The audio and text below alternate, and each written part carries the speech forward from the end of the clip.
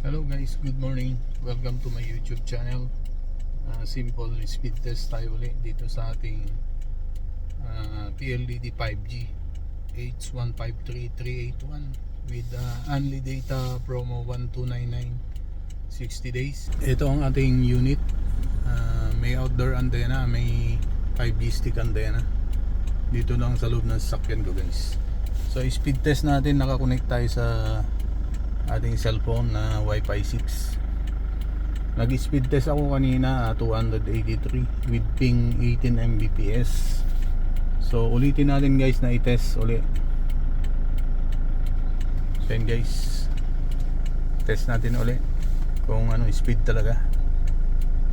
Ayan, pumapalo guys ng 200 plus Mbps dito sa may Imos, Cavite. Guys, dito ako sa may Calax area. Eto, kita nyo naman yung ginagawang Calax. Andyan yung pambansang Watawat, andyan yung Imos plug. So dito lang ako sa loob ng sasakyan guys, nag speed test dito sa may Imos sa Calax area. Ito yung ginagawang Calax. So ito yung unit natin, PLDT 5G H153381.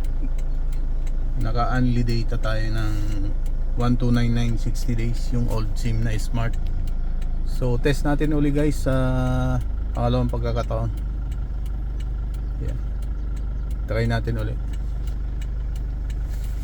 Yan, naka-connect tayo sa smart Paranaque City, smart communication. So pumapalo talaga siya guys dito sa may Imos ng 200 plus Mbps. Stable guys. Pangatlong speed test ko na to kaya binidyo ko guys. Lakas talagang 5G dito din sa area na to.